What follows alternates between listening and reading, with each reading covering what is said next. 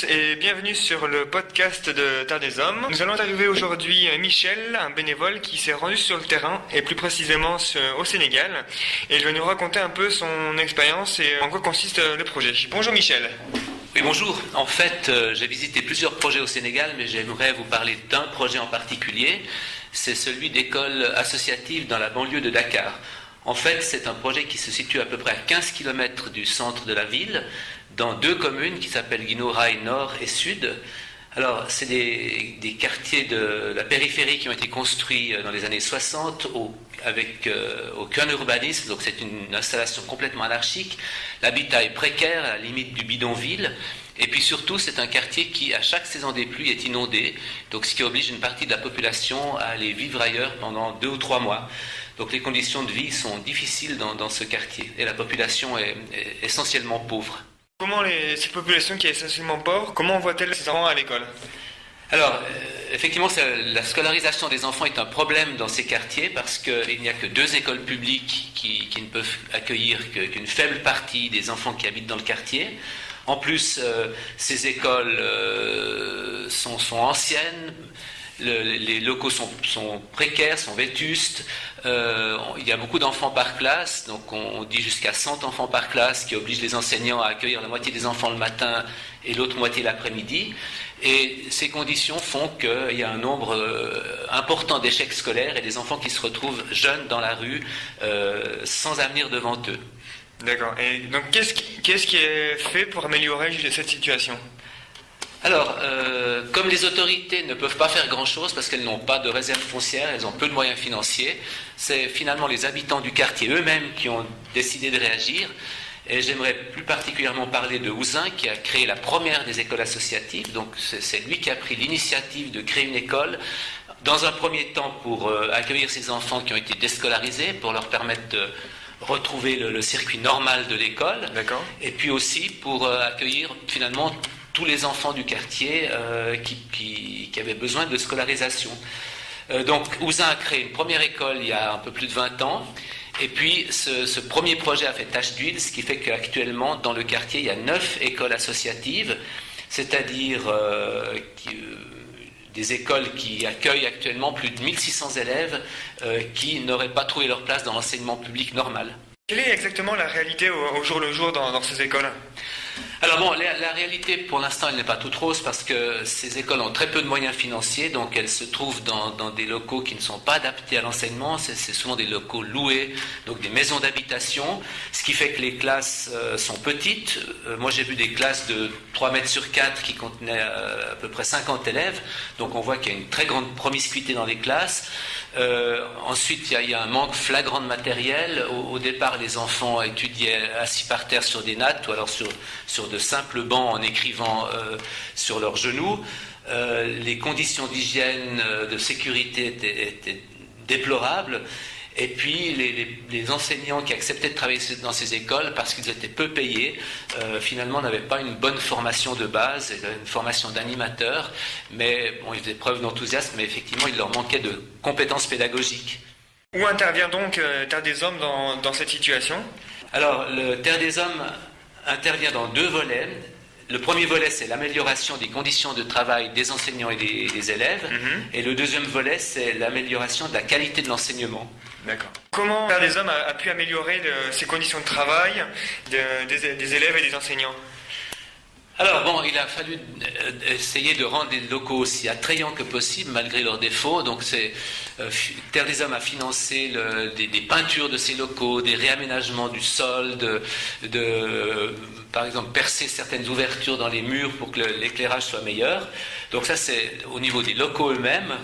Ensuite, Terre des Hommes est intervenu au niveau du mobilier scolaire en finançant des tables-bancs qui ont été fabriqués dans la région. Donc actuellement, les enfants sont assis sur des bancs, peuvent poser leur matériel sur des tables, travailler dans d'assez bonnes conditions.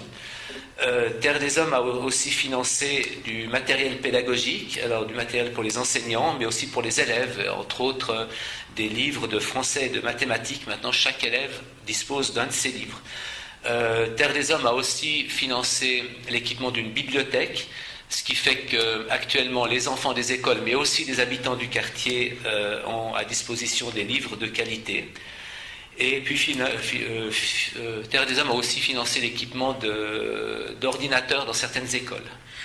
D'accord. Et donc, vous avez parlé de l'aspect matériel, et en ce qui concerne l'enseignement, quelle est la qualité de l'enseignement ? Alors, actuellement, la qualité est déjà bonne, mais effectivement, notre but, c'est d'améliorer encore la formation des enseignants. Donc, une bonne part du budget que Terre des Hommes consacre à ce projet est consacrée au financement de la formation des enseignants. Alors, une formation initiale pour ceux qui commencent, pour leur donner les bases du métier, et puis ensuite une formation continue, régulière, pour améliorer petit à petit le niveau des enseignants. Le but, à plus ou moins long terme, ça serait que tous les enseignants, ou en tout cas un bon nombre d'entre eux, possèdent le brevet officiel d'enseignement, ce qui les situerait au même niveau que les enseignants du secteur public. D'accord, très bien. Donc, tu as mentionné précédemment que les élèves avaient des livres de français et de maths, mais est-ce que l'enseignement ça ne se limite uniquement qu'au français et aux maths ? Alors justement, la grande qualité de cet enseignement, c'est qu'il est ouvert à toutes sortes d'autres domaines. Par exemple, les classes vont faire des visites découvertes, par exemple la Maison des Esclaves à Gorée ou le Palais du Gouvernement. Ces classes effectuent aussi des activités de bricolage, des activités sportives, et puis une chose qui est importante aussi, les enfants suivent des sensibilisations à l'hygiène et particulièrement au sida. Donc on voit que c'est des écoles qui sont ouvertes sur la réalité de la vie, la réalité du quartier, et qu'elles offrent beaucoup plus qu'un simple enseignement livresque. Ce qu'il faut dire aussi quand même, c'est que ces écoles, malgré qu'elles ne sont pas reconnues par l'État, suivent le programme officiel. Donc ça veut dire que les enfants de ces écoles passent des examens officiels comme tout le monde. Et on se rend compte que les élèves de ces écoles ont de bien meilleurs résultats qu'à l'école publique. Donc ça montre la pertinence et la qualité du travail qui est fourni dans ces écoles. Quels sont les défis que voit Terre des Hommes quant à ce projet ? Alors c'est vrai qu'il reste encore beaucoup à faire, même si Terre des Hommes est présente dans ce projet depuis plus de 3 ans.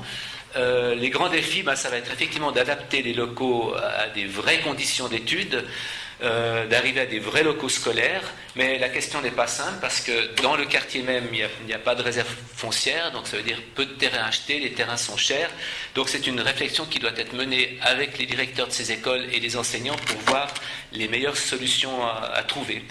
À part ça, Terre des Hommes va continuer bien sûr d'investir dans la formation des enseignants. Actuellement, il y a une étude qui a été demandée à un expert privé pour faire ressortir les besoins en formation.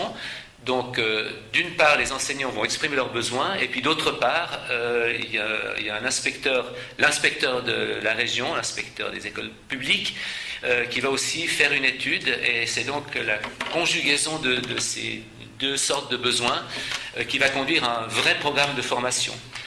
À part ça, effectivement, pour l'instant, ces écoles ne sont pas reconnues par les instances officielles. Donc, les écoles sont parties dans une étude stratégique pour savoir comment mieux se faire connaître, mieux se faire comprendre, et finalement, pourquoi pas se faire reconnaître par l'État et par les instances pédagogiques, ce qui leur permettrait aussi d'avoir des meilleures conditions de travail. Et puis il y a un grand problème, c'est qu'il y a une autoroute qui est en train de se construire et qui va traverser ce quartier. Donc on ne sait pas encore dans quelle mesure ce quartier sera bouleversé. Est-ce qu'une partie de la population va partir? Est-ce que même une partie des écoles va être détruite? Donc là, il y a beaucoup d'incertitudes. Ces incertitudes, est-ce que tu les as ressenties lors de ton dernier voyage? Quelles sont les impressions que tu as pu t'en retirer? Alors effectivement, ce qui est extraordinaire, c'est que les conditions de travail de ces écoles sont très précaires, mais moi j'ai senti un énorme enthousiasme chez les enseignants, un engagement formidable, enfin ils sont conscients de leur rôle social et ils ont envie vraiment que les enfants de ce quartier sortent de leur misère. Et puis moi ce qui m'a aussi impressionné, c'est l'engagement des enfants, leur participation aux leçons, leur enthousiasme, leur envie d'apprendre. Avec nos yeux d'occidentaux, ça fait plaisir à voir, parce qu'effectivement ces enfants ne sont pas du tout blasés. Et puis effectivement, ces écoles jouent un rôle indispensable, donc je pense que c'est indispensable que Terre des Hommes continue de les soutenir et les soutienne jusqu'à ce qu'elles arrivent à atteindre leur autonomie. 1600 élèves par an, 60 professeurs, 50 000 francs de Suisse qui sont consacrés par Terre des Hommes. Donc c'est un projet qui commence à prendre de l'importance. Ah oui, c'est sûr, et c'est un projet qui doit être soutenu parce que les besoins sont énormes et je pense que la qualité du travail fait que ça vaut la peine de continuer à investir dans ces écoles. D'accord. Mais oui, il reste encore beaucoup à faire, comme l'a dit Michel.